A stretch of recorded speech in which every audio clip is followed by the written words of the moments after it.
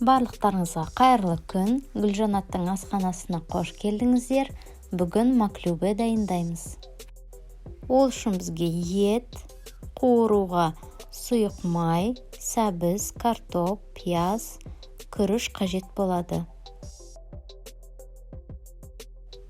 Ең алдымен етімізді турап аламыз. Етімізді орташа ірілікте тураймыз. Қызып тұрған табаға май құйып, етімізді қуырамыз. Бірден тұзын, бұрышын қосамыз. Еттің суы шыға бастағанда астын басып, бетін жауып, жай оттап пісіреміз.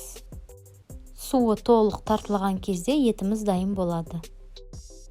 Ет қуырылып жатқан кезде көкөністерімізді дайындаймыз. Көкөністерімізді дөңгелек етіп кесіп аламыз. Қатты жіңішке немесе қалың етпей, орташа жіңішкелікте тураймыз.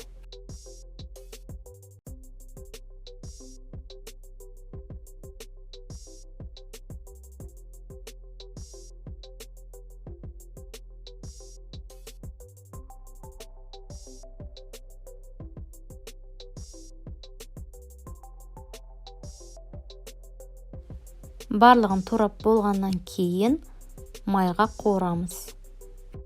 Қызып тұрған майға бірінші сәбізді салып, екі жағынан қызартып қуырып аламыз.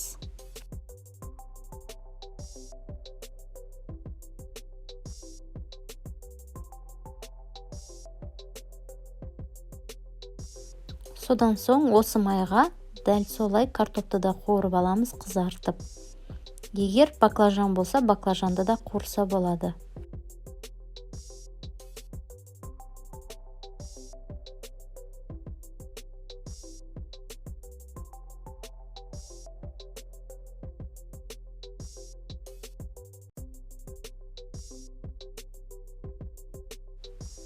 Осымен көкөністеріміз дайын.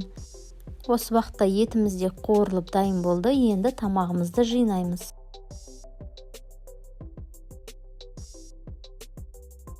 Ең алдымен табаға кішкене май құйып, пиязымызды саламыз.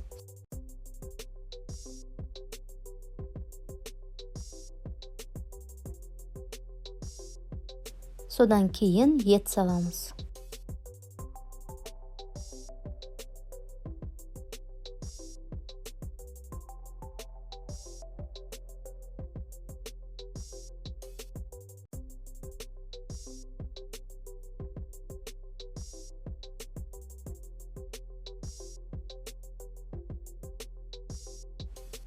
Еттен кейін сәбізді қойып шығамыз.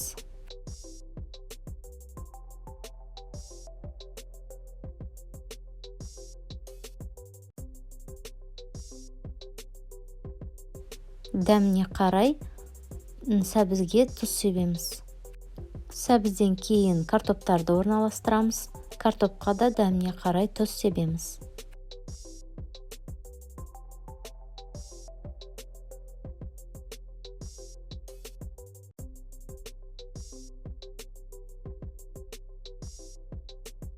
Содан кейін ыдысымызды отқа қойып, үстіне күріш салып, күріштің бетінен көтеріліп тұратындай етіп су құямыз. Мен әдетте қанша күріш салсам, содан 2 есе су құямын. Сол жеткілікті болады.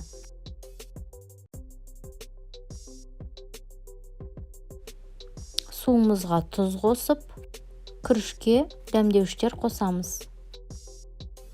Күрішке куркума қосса, түсі әдемі сары болып піседі. Суы қайнағаннан кейін оттың астын жай басып, ыдысымыздың бетін жауып, 25-30 минут бұқтырамыз. Осы уақытта салат дайындаймыз. Менде туралаған қияр, қызанақ және капуста. Күрішіміз пісіп, тамағымыз дайын болды. Енді тамақты үстінен жақсылап басып шығу керек. Себебі тамақты төңкерген кезде ол шашылып қалуы мүмкін.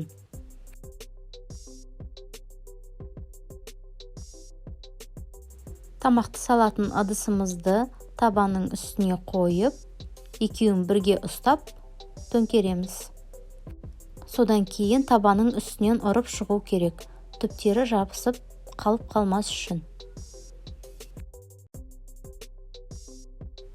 Маклюбеміз дайын, шашылмай әдемі болып түсті. Жан жағына салат қойып және арасына айран құйып шығамыз. Үстіне ас көктерімізді сеуіп әсемдейміз. Маклюбе өте дәмді әрі ерекше тағам. Күнделікті және қонақтарға да жасауға болады. Барлықтарыңызға ас болсын. Келесі рецепттерде кездескенше.